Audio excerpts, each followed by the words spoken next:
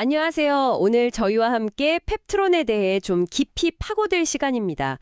보내주신 자료들을 보니까, 스웨덴 기업 카무루스의 최신 데이터 발표, 이게 펩트론 주가에 어떤 영향을 미칠지, 특히 투자자 관점에서 좀 예리한 분석을 원하시는 것 같아요. 흥미로운 점은 이게 뭐랄까 단기적으로는 악재처럼 보이는데, 또 어찌 보면 펩트론이 공략하려는 월 1회 주사제 시장의 잠재력을 역설적으로 보여준 거 아니냐, 이런 해석도 가능하단 말이죠. 근데 동시에 펩트론이 넘어야 할 데이터 격차라는 과제도 좀 분명해 보이고요. 오늘 이 부분을 한번 집중적으로 파헤쳐보죠. 네, 맞습니다. 아주 중요한 지점이에요. 바로 오늘이죠. 2025년 11월 10일 카무루스가 월 1회 투여하는 세마글루타이드 제형 CM2056 이거의 긍정적인 임상 1, 비상 탑라인 결과를 발표했습니다. 펩트론 주가에 미칠 영향을 좀 가늠해봐야 하는 당신께서는 분명히 신경이 쓰이실 겁니다. 그렇죠? 벌써 관련 커뮤니티에서는 좀 우려의 목소리도 나오고 있고요. 맞아요. 자료 중 하나 보니까 뭐 멘붕 이런 단어까지 나올 정도로 시장 반응이 좀 즉각적일까 봐 걱정하시는 눈치인데요. 자, 그럼 이 카무루스 게이터부터 좀 자세히 들여다볼까요? 도대체 어떤 결과가 나왔길래 이렇게 시장이 주목하는 걸까요? 역시 가장 눈에 띄는 건 그 체중 감량 효과입니다.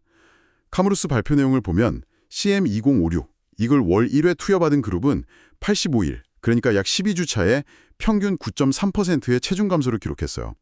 이게 지금 널리 쓰이는 주 1회 투여 세마글루타이드 제제, 위고비 아시죠? 그 위고비 투여 그룹이 5.2% 감소했는데 이거보다 통계적으로 유의미하게 높게 나온 겁니다. P값이 0.008로 나왔으니까 뭐 우연일 가능성은 아주 낮다는 거죠. 와, 9.3%대 5.2%면 거의 2배 가까이 차이가 나네요. 그러니까 단순히 뭐 주사 횟수 줄여서 편의성만 높였다, 이게 아니라 효과 자체가 더 좋아졌다는 거군요. 그게 핵심이네요. 그렇습니다. 체중 감량 말고도 당뇨 관리 지표죠. A1C, 당화 혈색소 감소 효과도 CM056이 더 우수했다고 보고했고요. 이것도 P값이 0.001 미만으로 나왔으니 통계적 유의성은 확보한 셈이죠. 안전성 측면에서는 기존 주관 세마글루타이드랑 유사한 프로파일을 보였다 이렇게 발표했어요. 다만 좀 자세히 보면 그 가장 높은 초기 용량 하이에스트 스타팅 도스라고 하는데 이걸 투여한 그룹에서는 이상 반응 발생 빈도가 약간 높게 나왔습니다. 근데 대부분은 뭐 일시적이고 경미한 위장관계 증상이었다고 하고요. 치료 중단율을 보면 CM056 각 코호트, 그러니까 소규모 시험 그룹인데 그룹당 16명이었거든요. 거기서는 한두 명 정도 중단했고 위고비 그룹에서는 2명이 중단했어요. 이걸 비율로 따지면 CM056 그룹은 한 6.25%에서 12.5% 정도, 위고비 그룹은 12.5%니까 뭐 비슷하거나 약간 낮은 수준이다 이렇게 볼 수 있겠습니다. 데이터만 딱 놓고 보면 월 1회 제형으로서 가능성은 확실히 보여준 것 같은데요. 근데 이게 왜 펩트론에게는 좀 걱정거리로 작용하는 걸까요? 투자자이신 당신께서 가장 우려하는 지점이 바로 이 부분일 것 같습니다. 그쵸? 가장 직접적인 이유는 역시 그 일라이 릴리와의 관계 때문이라고 봐야죠. 아시다시피 펩트론은 2024년 10월에 릴리랑 자사의 약물 전달 플랫폼 기술 있잖아요. 스마트 데폿. 이거에 대해서 14개월짜리 기술 평가 계약을 맺었죠. 그런데 말입니다. 릴리는 이보다 좀 앞서서 2025년 6월에 이미 카무루스의 약물 전달 기술인 플루이드 크리스탈, 이걸 활용하는 대규모 라이센스 계약을 맺었어요. 계약 규모가 최대 8억 7천만 달러, 우리 돈으로 하면 1조 원이 넘는 꽤 큰 금액이었죠. 아하, 그 점이 문제군요. 릴리가 펩트론 기술을 평가하는 와중에 이미 경쟁 기술로 볼 수 있는 카모로스 기술에는 훨씬 더 큰 규모로 투자를 했다는 거. 펩트론 쪽에서는 뭐 계약 범위가 다르고 평가는 순조롭다 이렇게 얘기는 했지만 투자자 입장에서는 당연히 좀 불안감을 느낄 수밖에 없겠어요. 더군다나 이번에 카모로스가 이렇게 임상 데이터까지 딱 내놨으니 말이죠. 바로 그 지점입니다. 특히 카무루스는 부비달이라는 마약 중독 치료제가 있는데 이걸 통해서 플루이드 크리스탈 기술로 이미 상업적 성공을 거둔 경험이 있어요. 2023년 말 기준으로 200만 회 이상 투여 실적을 쌓았다. 이건 기술의 안정성이나 뭐 대량 생산, 품질 관리, 그러니까 CMC 역량에 대한 신뢰도를 높여주는 부분이거든요. 반면에 펩트론의 스마트 데폿 기술은 아직 사람에게 투여한 임상 데이터가 공개된 게 아주 제한적입니다. 핵심 파이프라인인 PT404의 임상 일상 진입도 2025년으로 예정은 되어 있는데 구체적인 시점은 아직 좀 베일에 쌓여 있고요. 이 임상 데이터의 격차, 이게 단기적으로 불확실성을 키우는 요인인 거죠. 경쟁 환경 자체도 점점 치열해지고 있지 않습니까? 당장 암젠의 마리타이드 같은 약물은 월 1회를 넘어서 더 긴 간격 투여를 목표로 막 무섭게 쫓아오고 있고요. 네, 맞아요. 경쟁 환경은 아주 중요하게 봐야 합니다. 암젠 마리타이드는 임상 2상에서 1년 투여 시에 20% 가까운 놀라운 체중 감소 효과를 보여주면서 강력한 경쟁자로 떠올랐죠. 그 외에도 최근 화이자에 인수된 메트세라의 초장기 지속형 GLP-1 제제라든가 국내 기업인 G2G 바이오 같은 곳들. 월 1회 이상 장기 지속형 제형 개발 경쟁은 진짜 전쟁터나 다름없습니다. 카모루스의 이번 긍정적인 데이터는 이 치열한 경쟁 속에서 펩트론이 가진 어떤 기술적 우위 주장의 설득력을 약간 약화시킬 수 있어요. 따라서 단기적으로는 투자 심리가 위축되고 주가에 좀 하방 압력이 가해질 가능성이 높다. 이렇게 판단합니다. 실제로 지난 6월에 릴리 카모루스 계약 발표 직후에도 펩트론 주가가 크게 흔들렸던 경험이 있죠. 하지만 잠깐만요. 보내주신 자료들 더 보다 보니까 펩트론 투자자 커뮤니티나 일부 분석가들 사이에서는 또 다른 해석도 나오더라고요. 오히려 카모루스의 이번 데이터가 장기적으로 보면 펩트론에게 좀 긍정적인 신호일 수 있다. 이런 의견까지 있던데 이건 어떻게 봐야 할까요? 너무 좀 희망적인 해석은 아닐까요? 아니요, 충분히 근거 있는 해석이라고 봅니다. 몇 가지 중요한 포인트를 짚고 볼 수 있는데요. 첫째는 카모루스의 임상 성공 자체가 월 1회 장기 지속형 비만 치료제 시장의 기술적 또 상업적 가능성을 입증해 준 셈이라는 겁니다. 즉, 시장의 파이 자체가 커지고 있다는 강력한 증거가 되는 거죠. 글로벌 GLP-1 비만 치료제 시장, 이게 2030년까지 적게는 395억 달러, 많게는 950억 달러 이상으로 엄청나게 성장할 걸로 예상되는데 이 큰 시장에서 월 1회 제형이 차세대 주류가 될 수 있다. 이 가능성을 카모루스가 보여준 거죠. 시장이 커진다는 건 펩트론에게도 분명 더 많은 기회가 열린다는 의미입니다. 그리고 기술적인 차별성 얘기도 꾸준히 나오죠. 펩트론의 스마트 데폿은 그 생분해성 고분자 PLJ를 이용한 미세입자 기술이고 카모루스의 플로이드 크리스탈은 지질 기반 액정 기술이다. 근본적으로 다르다. 이 점 말입니다. 특히 제조 과정에서 유기용매 쓰느냐 안 쓰냐, 주사침 굵기 같은 부분에서 펩트론이 환자 편의성 면에서 유리하다는 주장이 있던데요. 정확합니다. 펩트론 주장에 따르면 스마트 데폿 기술은 제조 과정에서 유기용매, 특히 그 NMP라고 하는 물질이 필요 없다고 해요. 이 NMP가 잠재적인 독성이나 안전성 우려 때문에 규제 당국에서 좀 민감하게 보는 성분이라서 이걸 안 쓴다는 건 분명한 장점이 될 수 있습니다. 반면에 플루이드 크리스탈 기술은 한 20% 정도 유기용매가 필요한 걸로 알려져 있고요. 또 펩트론은 더 가는 표준 주사침, 아마 한 26게이지 정도 쓸 걸로 예상되는데 카모루스 기술 기반의 다른 약물 CM2020은 22게이지 주사침을 쓰거든요. 게이지 숫자가 클수록 바늘이 가는 거니까 26게이지는 22게이지보다 훨씬 가늘어서 주사할 때 통증이나 불편감이 덜할 수 있죠. 과거에 아스트라제네카의 유사기술 기반 당뇨병 치료제였던 바이두레온, 이게 굵은 주사 바늘 때문에 환자 불편으로 상업적으로 좀 고전했던 사례를 생각하면 이 차이는 결코 작지 않습니다. 약물 방출 패턴, 그러니까 몸 안에서 약물 농도가 시간에 따라 어떻게 변하는지 보여주는 PK 프로파일 측면에서도 미세입자 방식이 초기에 약물이 확 방출되는 초기 과다 방출 현상 없이 좀 꾸준히 안정적인 농도를 유지하는데 더 유리할 수 있다. 이런 장점도 거론되고요. 카모루스 데이터 자체에 대한 좀 비판적인 시각도 있더라고요. 예를 들면 9.3%라는 높은 체중 감량 효과가 사실은 당연한 결과일 수 있다. 이런 해석인데요. 카모루스는 초기 투여 간격을 2주 간격으로 2번 투여하고 월 1회로 바꿨는데 이게 기존 위고비가 한 달 간격으로 서서히 용량 올리는 방식, 즉 용량 적정 방식보다 훨씬 공격적으로 용량을 올린 거다. 이런 지적이 있더라고요. 더 빨리, 더 높은 용량에 도달했으니까 체중이 더 많이 빠지는 건 어찌 보면 당연한 거 아니냐. 이런 논리죠. 이게 타당한 지적인가요? 네, 그 용량 적정 속도 차이는 반드시 고려해야 할 부분입니다. CAM9625가 3개월 만에 위고비 5개월 차랑 비슷한 체중 감소 효과를 보였다고 하는데 이건 분명히 더 빠른 용량 증량 스케줄 덕분일 가능성이 있습니다. 따라서 동일한 조건에서 직접 비교는 아직 좀 어렵다고 봐야죠. 또 아까 말씀드렸듯이 가장 높은 초기 용량군에서 부작용 빈도가 증가했다는 점, 그리고 구체적으로 메스꺼움, 구토, 설사 같은 위장관계 부작용들이 각각 얼마나 발생했는지 이런 상세 데이터가 아직 공개되지 않았다는 점도 현재로서는 좀 물음표입니다. 체중 감량 효과가 아무리 뛰어나도 환자가 견디기 힘든 부작용이 너무 작거나 심각하다면, 즉 내약성이 떨어진다면 상업적 성공은 좀 어려워질 수 있거든요. 일각에서는 이런 의문도 제기해요.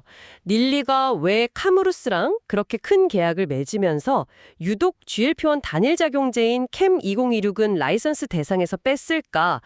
만약에 플루이드 크리스탈 기술이 GLP-1 약물 전달에도 진짜 압도적이었다면 경쟁사 견제 차원이라도 포함시켰을 텐데 왜 열어뒀을까 하는 거죠. 혹시 팩트론의 스마트 대폭 기술이랑 카무로스 기술을 조합해서 더 장기적인 예를 들어 6개월이나 1년짜리 제형을 개발하려는 릴리의 숨겨진 전략, 이른바 빅픽처가 있는 거 아니냐는 추측까지 나오던데요. 이건 너무 나간 해석일까요? 상당히 흥미로운 관점이고요. 충분히 가능한 시나리오 중 하나라고 봅니다. 릴리가 특정 기술 하나에 올인하기보다는 유망한 여러 플랫폼 기술들을 동시에 확보하고 평가하면서 비만 당뇨 시장에서 압도적인 경쟁 우위, 즉 초격차를 유지하려는 다중 플랫폼 전략을 구사할 가능성이 높다고 봅니다. 마치 최고의 스마트폰 만들려고 자체 개발직 쓰면서도 다른 회사의 좋은 카메라 모듈이나 디스플레이를 같이 검토하는 거랑 비슷하죠.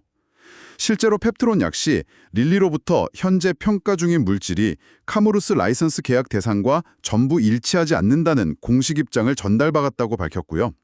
이건 펩트론과의 기술 평가 계약이 여전히 유효하고 진행 중이라는 걸 시사하는 중요한 단서입니다. 하지만 이게 최종적인 본계약 체결을 보장하는 건 아니다. 이 점은 명심해야 합니다. 자, 그럼 지금까지 살펴본 긍정적, 부정적 요인들, 그리고 다양한 해석들을 좀 종합해 보겠습니다. 바이오 섹터 전문 애널리스트의 시각에서 펩트론 투자자이신 당신은 앞으로 어떤 시나리오를 좀 염두에 두고 어떻게 대응하는 게 현명할까요? 단기적, 그러니까 앞으로 한 1, 2, 3개월간은 주가 변동성 확대가 불가피해 보입니다. 카무루스 데이터 발표로 인한 직접적인 투자 심리 위축, 여기에 더해서 최근 바이오 기술주 전반에 나타나는 조정 분위기가 맞물리고 있거든요. 하지만 중기적 관점, 즉 3개월에서 한 12개월 사이를 내다본다면 주가 방향을 결정지을 몇 가지 핵심적인 모멘텀을 주시해야 합니다. 첫째는 단연 펩트론의 핵심 파이프라인 PT404의 임상 일상 진입 시점입니다. 만약 2025년 상반기 안에 임상 진입이 공식화된다면 이건 단순한 기대감을 넘어서 기술의 실질적인 진전을 보여주는 중요한 이정표가 될 겁니다. 과거에 알테오젠이 머크랑 기술 이전 계약하고 임상 일상 들어가면서 기업 가치를 재평가받았던 사례처럼 펩트론 역시 주가 회복의 중요한 전환점을 맞을 수 있습니다. 일부 증권사 리포트에서는 당시 알테오젠 시가총액 한 3조 원 수준까지도 재평가 가능성을 언급하기도 했고요. 둘째, 그리고 가장 결정적인 변수는 역시 일라일릴리와의 본계약 체결 여부입니다. 현재 진행 중인 14개월 기술평가 계약이 끝나는 시점, 대략 2025년 말에서 2026년 초가 될 텐데요. 이 시기를 전후로 해서 본계약 체결이라는 결과물이 나온다면 이건 펩트론 주가의 가장 강력한 상승 동력이 될 겁니다. 반대로 만약 본계약에 실패한다면 주가에는 상당한 충격이 불가피할 거고요. 경쟁사들의 움직임 역시 계속해서 변수가 되겠군요. 예를 들어 암젠 마리타이드의 임상 3상 결과 발표나 카무루스 CM2056의 다음 단계 임상 결과 같은 것들이요. 맞습니다. 경쟁 환경은 끊임없이 변하니까요. 경쟁 약물의 임상 결과나 새로운 기술 계약 소식 같은 것들은 펩트론의 상대적인 가치 평가에 계속 영향을 미칠 수 있습니다. 장기적인 관점, 1년 이상을 내다본다면 아까 말씀드린 글로벌 비만 치료제 시장의 폭발적인 성장, 그리고 월 1회 이상 장기지속형 제형이 시장의 표준으로 자리 잡을 가능성, 또 최근 활발해지고 있는 국내 바이오 기업들의 글로벌 M&A 움직임 같은 것들이 펩트론에게 긍정적인 외부 환경이 될 수 있습니다. 그럼 이 모든 분석을 종합해서 애널리스트 관점에서 최종적인 투자 의견과 전략을 정리해 주신다면 어떻게 될까요? 현 시점에서는 중립적 신중한 접근, 뉴트럴 카우시어스, 이게 가장 합리적인 판단으로 보입니다. 왜냐하면 카무루스 데이터가 월 1회 제형 시장의 매력을 확인시켜준 건 맞지만 동시에 펩트론이 직면한 치열한 경쟁 구도와 릴리와의 계약 불확실성을 다시 한번 부각시켰기 때문이죠. 이에 따른 투자 전략은 당신의 투자 성향에 따라 좀 달라질 수 있겠습니다. 만약 상대적으로 좀 보수적인 투자자시라면 PT404의 임상일상 진입 공식 발표나 릴리와의 본계약 체결 같은 아주 명확하고 가시적인 긍정적 이벤트가 확인될 때까지는 좀 관망하는 전략을 추천합니다.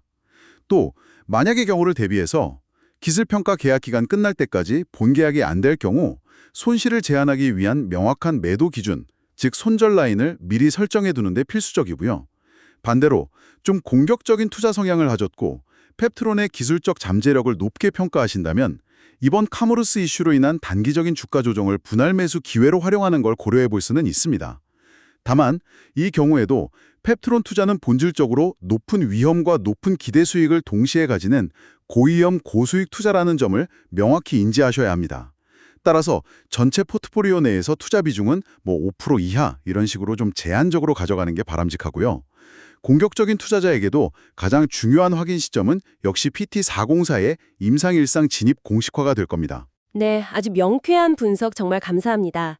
정리하자면 카모루스 데이터 발표는 펩트론에게 단기적으로는 좀 부담 요인이지만 장기적으로는 월 1회 제형 시장의 성장성을 다시 한번 확인시켜준 측면도 있다는 거네요.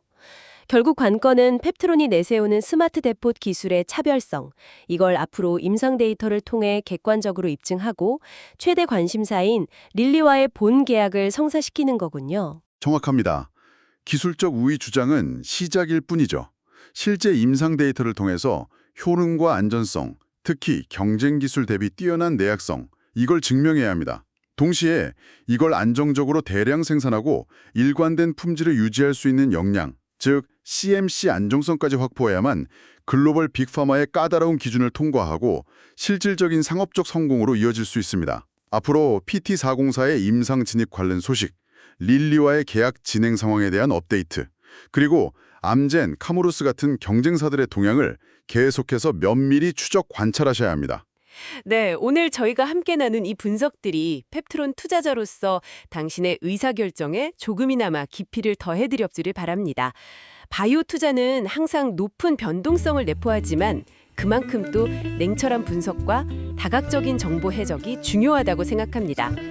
오늘 다룬 내용 외에도 릴리가 여러 약물 전달 기술을 동시에 검토하는 이 다중 플랫폼 전략의 최종 목표는 과연 뭘까? 혹은 펩트론 스마트 대포 기술의 안정적인 약물 방출 능력이 경쟁 기술과 비교해서 실제 시장에서 어느 정도의 가치 프리미엄을 인정받을 수 있을까? 와 같은 질문들을 스스로 던져보시는 것도 앞으로 시장을 예측하는 데 흥미로운 과정이 될 것입니다. 다음에도 당신만을 위한 깊이 있는 정보 분석으로 다시 찾아뵙겠습니다.